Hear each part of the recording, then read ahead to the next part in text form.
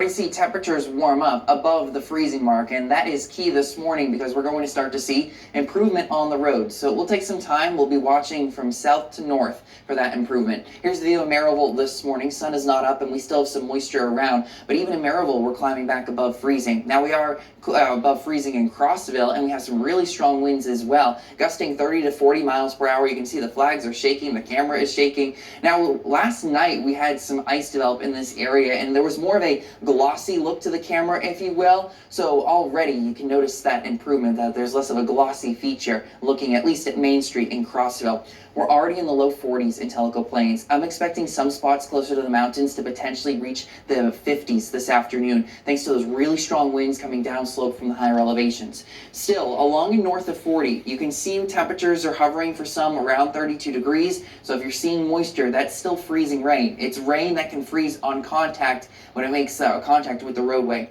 Now this warm front is lifting northward. You can see the rainfall through Alabama. That's what's rolling in for the day today. So we're really going to be dodging rain for the rest of the day. We've already had our opportunity for snow. We've seen the sleet. Some of us are still seeing some freezing rain, but then that column of the atmosphere completely warms up and we'll be dodging mainly rain through the day today.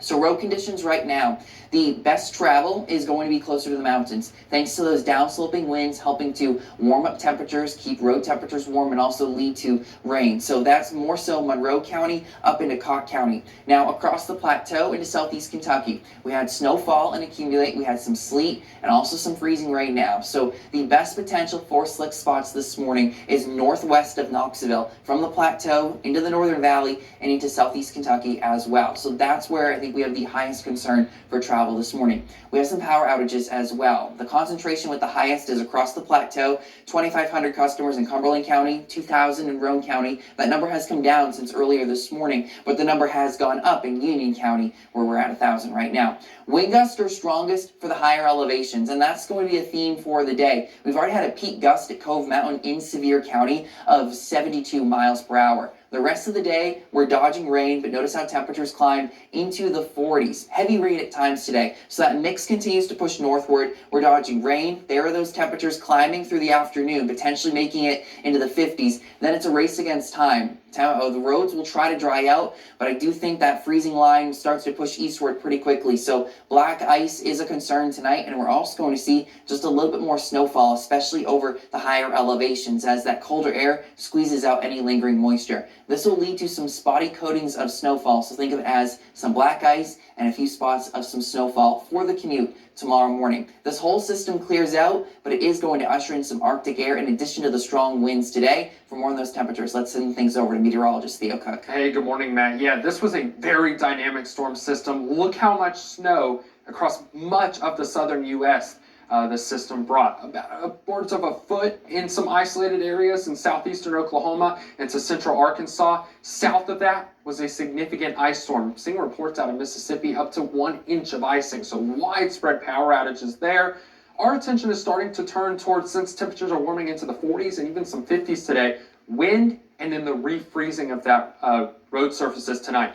Up to 90-mile-an-hour wind gusts in the higher peaks of the Smokies, places like Cove Mountain, definitely possible. Elsewhere, 30, 40-mile-an-hour wind gusts, definitely possible. The main concern, again, is maybe if you're traveling across the Smokies.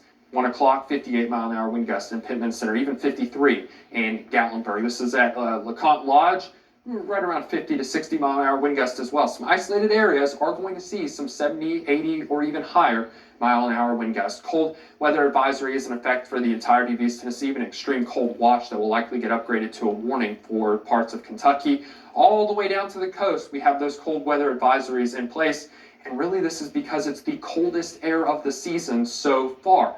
Let's time out just how cold it's going to get. 30s, 40s, even a few 50s where you see the green right up against the foothills because of that warming wind from the south. So that definitely helps warm things up. You can kind of see it start to bulge closer to Knoxville. We won't get too warm today, but it'll be a little more comfortable than below freezing, right? 7 o'clock, you can almost see the cold front starting to move through. Winds will start to shift out of the north and west, but second number is the wind chill. It'll feel like 10 degrees in Crossville at 7 o'clock tonight, 20s for Knoxville eastward, but then it eventually feels like the single digits across the plateau, southeast Kentucky. Feels like 18 at midnight Knoxville with an actual temperature of 24. 3 degrees is the way it'll feel in Crossville, and it doesn't stop there. 7 o'clock tomorrow morning, headed out to the bus stop or work, it'll feel like 0 in Oneida, 0 in Spring City, 6 degrees Tellico Plains, actual temperatures anywhere from about 10 to 18 or 19 degrees. Let's talk about why bridges freeze first, and that's really going to be the main concern later this evening into tomorrow.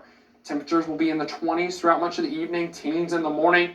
Really, it's just because of those elevated surfaces. The wind's able to, yes, dry it out a little bit, but also cool down those bridges a lot quicker. The ground with the water especially, it's going to kind of trap the heat in there. So it does take a little bit longer for those road surfaces to freeze. But road surfaces, not just temperatures, road surfaces at 7 o'clock this morning will be in the teens and 20s, 25 in Knoxville. So even I think past bridges, that's really the concern tonight.